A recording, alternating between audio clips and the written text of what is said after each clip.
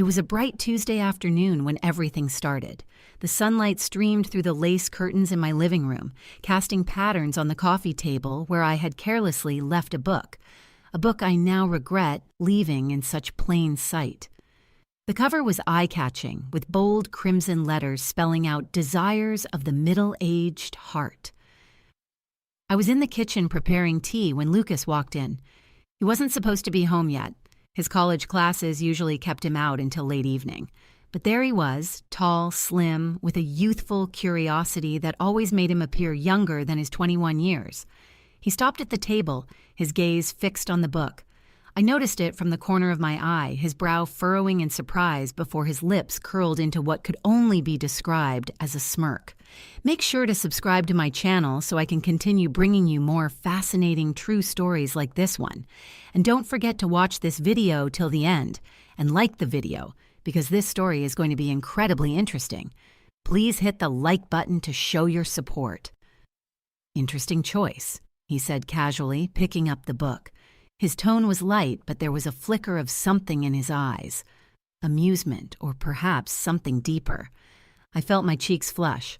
"It's research," I lied, turning toward him. "I'm editing it for a client." "Really?" He flipped through the pages, skimming one before snapping it shut. "Looks more like inspiration than research." I laughed, though it sounded forced. "Don't judge a book by its cover." But his smile lingered, and I couldn't shake the feeling that he was judging much more than the book itself. He set it back down, his fingers brushing the table a second longer than necessary before walking away with that same smirk. Once his door clicked shut, I let out a breath, trying to calm the growing sense of unease in my chest. It wasn't the book that unsettled me. It was how he had looked at it. At me. As if he saw something I wasn't ready to face. That moment marked the start of something I never saw coming, something I couldn't have stopped even if I had tried. Looking back, I wonder if I had left the book there on purpose, if part of me wanted him to find it and look at me in a way that no one else had in years. My days had settled into a comfortable rhythm. Mornings began with a steaming cup of coffee, followed by hours spent hunched over manuscripts, my red pen circling errors and suggesting changes. Being a freelance book editor had its advantages, flexibility and solitude, but it also left me longing for something I couldn't quite put into words. Maybe that's why I had been so careless with the book that Tuesday. Lucas had moved back in a few months before. He needed a place to stay while finishing his last year of college, and I couldn't refuse. The house felt too big, too empty since William, my late husband, had passed away. I told myself it was nice having someone around again, even though Lucas and I had never been particularly close. Our interactions were polite but distant. He was often absorbed in his coursework or hanging out with friends. I gave him space, and he did the same. But after the book incident, things started to change. The next morning, I sat at the dining table editing a particularly boring manuscript about corporate leadership when Lucas walked in. He was wearing sweatpants and a t-shirt, his hair still messy from sleep. I barely looked up, expecting him to grab some cereal before heading out, but instead he lingered by the counter eyeing the book. "What about it?" I asked, my pen hovering over the page. He shrugged, but I could see the curiosity in his eyes. "Seems different from the stuff you usually work on." I sighed and set the pen down. "Not every project can be exciting, Lucas. It's just another job." "Right," he nodded but didn't leave. Instead, he poured himself some coffee and sat across from me. "So, what's it about?" I hesitated, unsure how to respond. "It's a novel about relationships, exploring connections later in life." "Relationships, huh?" He smirked, and I felt my cheeks redden. "Yes," I said sharply, hoping to end the conversation, but Lucas didn't seem discouraged. "You know," he said after taking a sip of coffee, "I think people underestimate how complex relationships can be at any age." His tone was casual, but there was something in the way he spoke that made my stomach tighten. I forced a smile, brushing off his comment, but as the days passed, I noticed him watching me more closely. One evening, I found him in the living room. He was sprawled out on the couch with his laptop, but on the coffee table sat my book. He wasn't reading it, but its presence there felt deliberate, like a silent challenge. "Are you enjoying my things now, too?" I asked, half joking as I entered the room. He glanced up, unbothered. "Just curious." "You left it out again." I crossed my arms. "It's not exactly your type of reading material. Maybe I'm expanding my horizons." His eyes met mine, and for a brief moment the room seemed too small. I tried to laugh it off, muttering something about him needing to expand his horizons elsewhere. But the tension didn't ease. If anything, it grew stronger with every passing day. By the end of the week, I found myself thinking about Lucas at strange moments. It wasn't just the way he looked, though he was undeniably handsome, with sharp features and a confident posture. It was his sudden attentiveness, the way he seemed to notice things no one else did, like the day he commented on my hair, which I had spent extra time brushing in hopes of feeling less invisible. "Your hair looks nice like that," he said as he passed me in the hallway. It was a simple remark, but it caught me off guard. "Thank you," I replied, my voice softer than I intended. These moments seemed small, insignificant on the surface, but they accumulated like drops of water filling a glass. I told myself it was nothing, that I was overthinking. But deep down, I knew something had shifted between us. The house wasn't as quiet as it used to be, and it wasn't just because Lucas was home. It was the unspoken words, the lingering glances, and the way my heart raced every time I caught his eye. One late evening, I found Lucas in the living room again. The house was quiet, the only sound being the faint ticking of the grandfather clock in the hallway. I had been working in my study, but decided to stretch my legs and get a glass of water. Passing by, I saw the glow of a lamp illuminating his face as he sat on the couch, the book open in his hands. For a moment I froze in the doorway, my breath catching. He wasn't just flipping through the pages, he was reading it. His brow furrowed in concentration, and I could see the slight movement of his lips as he silently mouthed the words. "Interesting bedtime story," I asked, leaning against the doorway, trying to sound casual. He looked up, startled, but quickly recovered. "It's different," he admitted, closing the book but keeping his thumb between the pages. "A lot more honest than I expected." "Honest?" I raised an eyebrow, stepping into the room. "Yeah, it's raw, about love, attraction, all the messy parts people don't talk about." I sat down in the armchair across from him, crossing my legs and pretending his words didn't stir something inside me. "That's the point of good writing, Lucas, to explore the things people are too afraid to say out loud. And you're comfortable with all of this?" His eyes locked on mine, his tone probing. I hesitated. "It's not about comfort. It's about understanding perspectives, even if they make you uncomfortable." For a moment he said nothing, his gaze steady. Then, almost casually, he asked, "Do you think people can feel that kind of passion at any age?" "Age?" I was taken aback, unsure how to answer. "I think passion doesn't have an expiration date. Why do you ask?" He shrugged, but there was something deliberate in his nonchalance. "Just curious. It's not something people my age think about much." "You'd be surprised," I murmured, the words slipping out before I could stop them. Our eyes met again, and the air between us seemed to change, charged with something unspoken.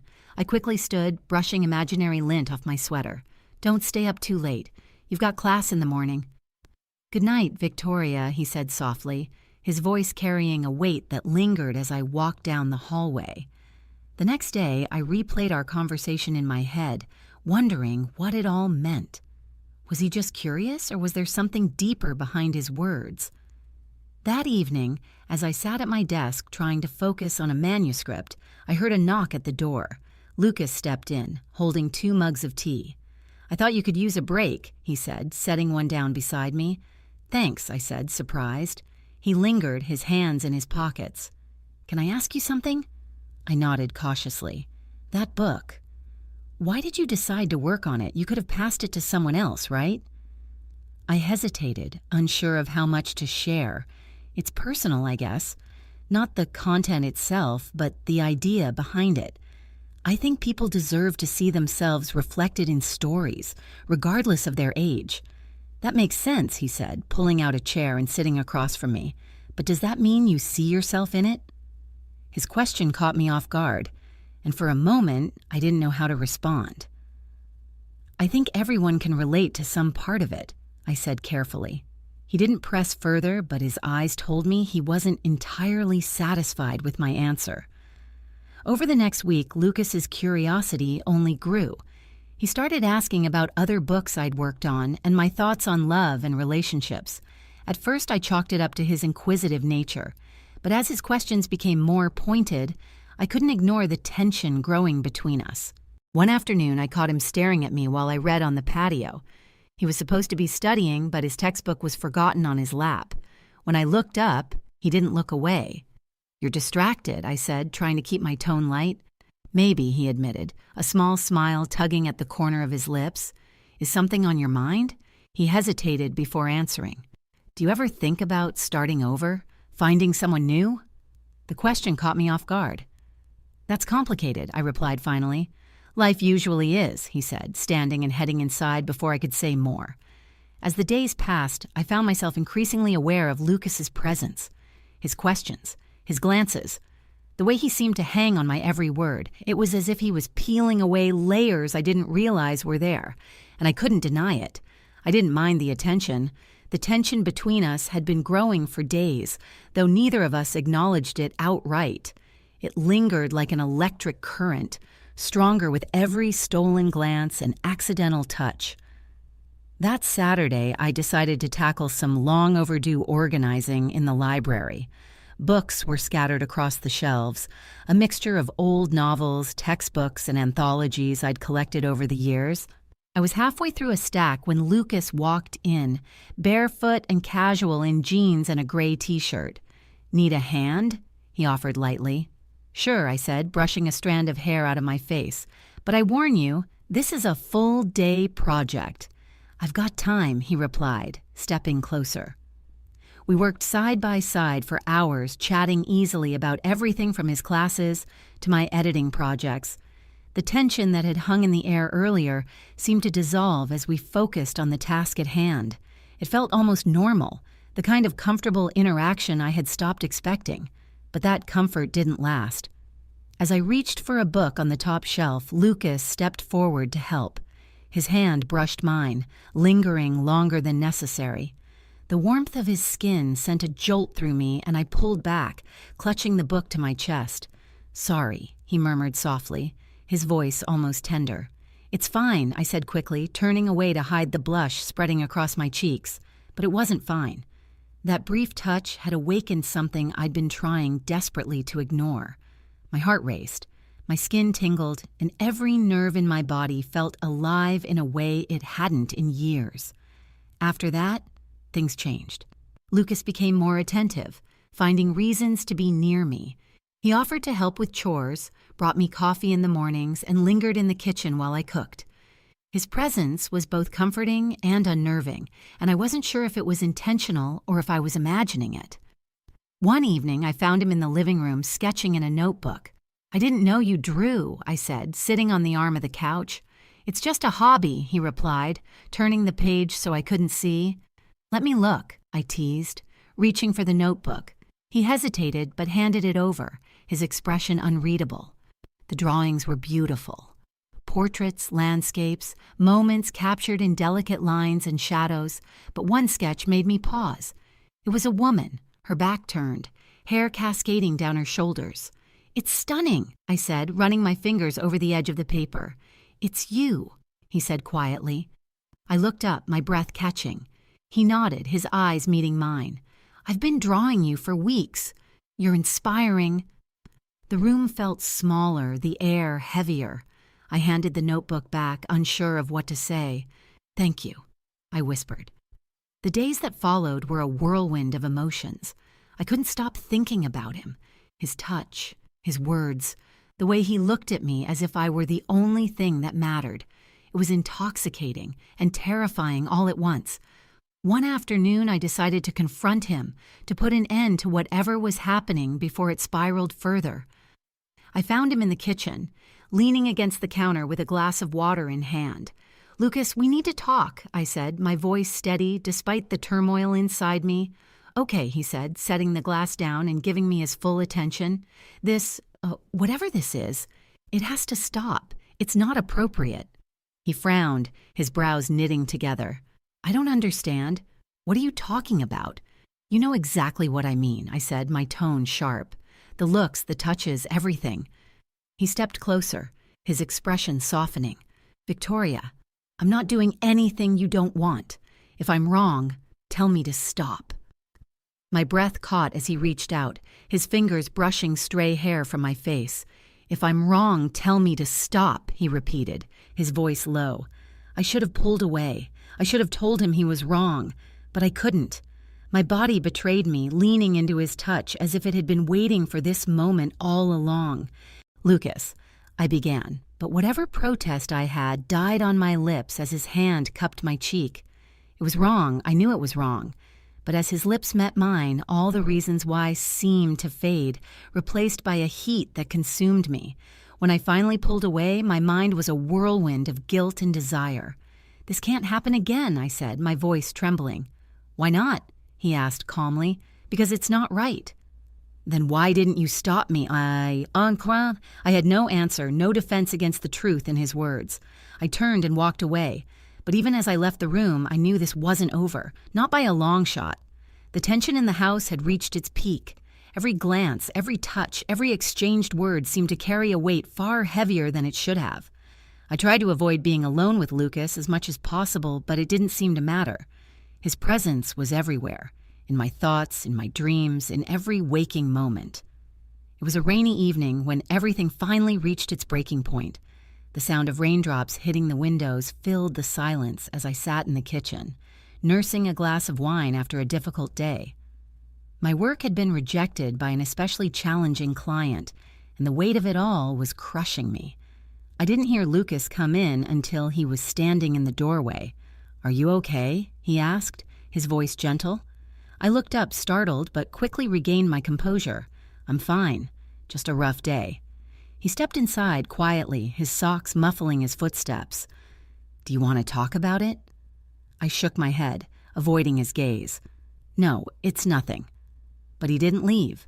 Instead, he pulled out a chair and sat across from me, his eyes searching mine. "You've been distant," he said after a moment. "I've been busy," I replied, though even I could hear the lie in my voice. "Victoria," he said, his tone soft yet firm. "Talk to me." I sighed, leaning back in my chair. "It's complicated, Lucas. Work, life. Everything feels so heavy lately." He reached out, placing his hand over mine. "You don't have to carry it alone." His touch was warm and grounding, and for a moment I allowed myself to lean into it.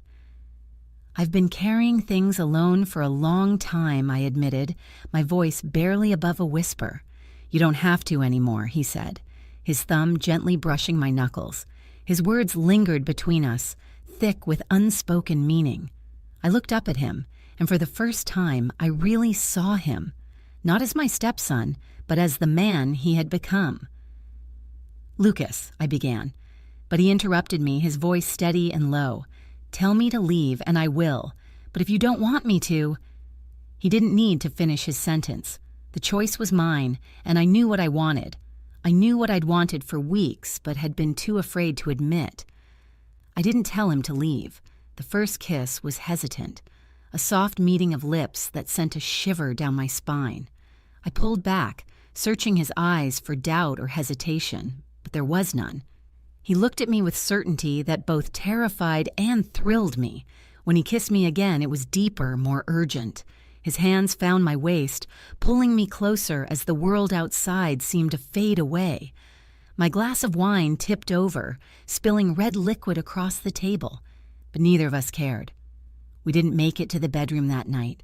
The kitchen became our sanctuary, our secret, as we gave in to the desire that had been building between us for so long. The next morning, I woke up in my own bed, the events of the night before replaying in my mind like a dream. But it wasn't a dream. The lingering warmth on my skin, the faint scent of him on my pillow, they were all too real. I told myself it was a mistake, a moment of weakness that couldn't happen again. But when Lucas walked into the kitchen, his hair damp from a shower and a small smile playing on his lips. I knew it wasn't that simple. "Morning," he said, his tone casual. "Morning," I replied, my voice wavering. He leaned against the counter, watching me with an intensity that made my heart race. "Are we going to talk about last night?" "There's nothing to talk about," I said quickly, turning my attention to the coffee pot. "Victoria." His voice was soft, but it carried a weight that made me stop. "Don't pretend it didn't happen." I turned to face him, my arms crossed defensively. "What do you want me to say, Lucas? That it was a mistake? That it can't happen again?" "Was it a mistake?" he asked, his eyes locking onto mine. I opened my mouth to respond, but no words came out. I didn't know how to answer him, because deep down, I knew it hadn't felt like a mistake. It had felt inevitable. Over the next few days, we danced around each other, caught in a limbo of desire and denial. Every touch, every glance, every accidental brush of skin only added fuel to the fire. One evening, as I worked late in my study, Lucas appeared in the doorway. "Can I come in?" he asked. I nodded, unable to find my voice. He stepped inside, closing the door behind him. "I can't stop thinking about you," he admitted, his voice low, filled with emotion. "Lucas, we can't—" "Why not?" he interrupted, stepping closer. "Because it's wrong. Because you're afraid of what people will think? None of that matters to me, Victoria. You matter." His words broke through my defenses, and before I could stop myself, I was in his arms again. This time there was no hesitation, no second guessing. As the night stretched on, the boundaries we had once adhered to disappeared entirely. The days that followed blurred together into a haze of stolen moments and quiet longing. What had started as an impulsive kiss, one rainy evening in the kitchen, had now evolved into something neither of us could stop. Lucas and I were drawn to each other like magnets, the pull too strong to resist, no matter how wrong it felt. We became experts at secrecy. Our relationship existed in the shadows, hidden behind locked doors and whispered conversations when the house was empty. We found each other in the quiet corners where no one could intrude. My office became our sanctuary, a place where we could exist without judgment, even for a short while. I'd sit at my desk, pretending to work, while Lucas stood behind me, his hands resting lightly on my shoulders. Sometimes he'd lean down, his lips brushing against my neck, sending shivers down my spine. Other times he'd kneel beside me, his fingers tracing patterns on my arm as we talked about everything and nothing. One particularly warm afternoon, Lucas suggested we go for a drive, somewhere far away from here. "Where to?" I asked, my voice barely above a whisper. "Just follow me," he said, his eyes bright with excitement. We ended up at a secluded park on the outskirts of town, where the trees formed a canopy above us. The world seemed distant, almost unreal, as we walked hand in hand along the winding paths. "Does this feel strange to you?" I asked, my voice soft. He stopped, turning to face me. "What do you mean, this?" I gestured between us. "Us." He took a step closer, his hands finding mine. "It feels like the most real thing I've ever known." His words melted away my doubts, at least for that moment. We sat together on a bench, the sound of birds singing in the background as he wrapped his arm around my shoulders. I rested my head against him, letting myself believe, even if just for a while, that this was normal. But as much as we tried to keep our affair hidden, cracks began to form in our carefully constructed facade.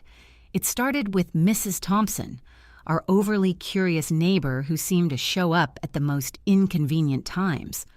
One morning, as Lucas left for class, she waved to him from her porch, a knowing smile on her face.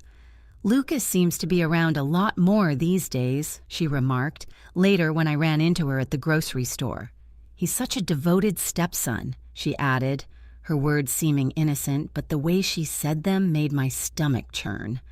I smiled politely and quickly changed the subject, but the encounter left me uneasy. Then there was Owen, Lucas's best friend, who came over one evening to study. I stayed out of their way, retreating to my office, but I couldn't ignore their hushed conversation that floated through the walls. "You've been acting weird lately," Owen said. "Like, really weird. What's going on?" "Nothing," Lucas replied, his tone defensive. Don't lie to me, Lucas, Owen pressed. Is it about Victoria? My breath caught and I crept closer to the door to listen. What about her? Lucas asked, his voice steady but guarded. I don't know, Owen replied. You just seem different when you're around her. It's like you're hiding something. Lucas didn't respond, and the silence stretched on until Owen finally sighed. If there's something going on, just be careful, okay? People talk. The unraveling began when I received a job offer from a prestigious publishing house in another state. It was the kind of opportunity I had been dreaming of for years, but accepting it meant leaving everything behind, especially Lucas. When I told him about the offer, his reaction was immediate. You're leaving?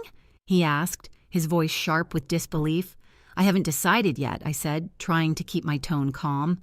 You're running away, he accused, pacing the room. Lucas, this is my career, I said, struggling to make him understand. I've worked so hard for this. And what about us?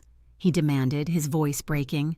There can't be an us, I said quietly, the words hanging heavily between us. He stared at me, a mixture of hurt and anger on his face. In the following days, we barely spoke. The house felt colder and emptier, the distance between us growing wider. I spent my nights going over the details of the job offer, trying to convince myself it was the right choice. But one night, as I sat at my desk, Lucas appeared in the doorway. I'm not giving up on you, he said, his voice steady despite the emotion in his eyes. Lucas, please, I started, but he shook his head. I don't care how complicated it is, he said. I love you, Victoria. His words hit me like a wave, overwhelming and undeniable. I wanted to tell him I loved him too, but the weight of our situation held me back. The breaking point came when I discovered that Mrs. Thompson had spoken to one of my clients during a chance encounter at the grocery store. She mentioned something about my stepson living with me, my client said casually during a phone call. She seemed curious about our dynamic. I hung up, my hands trembling. It was only a matter of time before the rumors spread further, before our secret became public knowledge. When Lucas came home that evening, I told him everything. We can't keep doing this, I said, my voice breaking. It's too risky. Victoria, I don't care what people think, he said, his voice filled with desperation. But I do, I replied, tears streaming down my face. For the first time, I saw fear in his eyes. He stepped closer, his hands cupping my face as he whispered, I can't lose you. You never had me to begin with, I said, the words cutting deeper than I intended. The confrontation left us both shattered. Lucas retreated to his room, and I spent the night staring at the ceiling, wondering how we had let things go so far. By the time the sun rose, I had made my decision. The morning after my sleepless night, I resolved to put an end to everything. The affair, the secrecy, the moments that had made me feel alive for the first time in years. It all had to stop. The risk was too great, and the damage we'd caused too profound. Lucas emerged from his room just as I finished pouring myself a cup of coffee. His hair was disheveled, and the dark circles under his eyes mirrored my own exhaustion. We need to talk, I said, setting the cup down. I know, he replied, his voice subdued. We sat across from each other at the dining table. The weight of unspoken words was heavy in the air. This can't continue, I began, my hands trembling as I clasped them together. It's not fair to you, and it's not fair to me. Fair, he echoed, his tone laced with frustration. Since when has any of this been about fairness? Lucas, no. Let me finish, I interrupted, my voice rising. I know this isn't conventional. I know people wouldn't understand, but I don't care about them. I care about us. His words stirred something deep within me, a mixture of longing and regret, but I couldn't let myself be swayed. There is no us, I said softly, my voice breaking. This was a mistake. His expression shifted. The hurt in his eyes cut me to the core. You don't mean that, he said, his voice trembling. I do, I lied, forcing the words out, even as my heart screamed otherwise. You need to move on, Lucas. Find someone your age, someone who can give you the life you deserve. He stood abruptly, his chair scraping against the floor. You don't get to decide what I deserve, he shouted, his voice sharp with anger. I watched helplessly as he stormed out of the house, the door slamming shut behind him. The silence that followed was deafening. For the first time in months, the house felt unbearably empty. I tried to focus on work, but my thoughts kept drifting to Lucas, where he'd gone, what he was thinking, whether I had made the right choice. Hours passed with no word from him. I resisted the urge to call, telling myself he needed time to process everything. But as night fell, my worry grew. Finally, just past midnight, the sound of the front door opening startled me from my restless thoughts. I rushed to the living room, relief flooding through me when I saw Lucas standing there, his shoulders slumped and his expression weary. "Where have you been?" I demanded, unable to hide the concern in my voice. "Out," he replied curtly, avoiding my gaze. "Lucas, I began, but he cut me off. "I'm done talking," he said, his voice heavy with finality. "I get it, Victoria. You don't want this. You don't want me." His words were like a dagger to my chest, but I didn't correct him. How could I, when I had already made my decision? He walked past me, heading to his room without another word.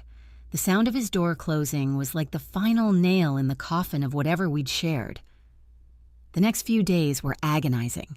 Lucas barely spoke to me, and when he did, his words were clipped and distant.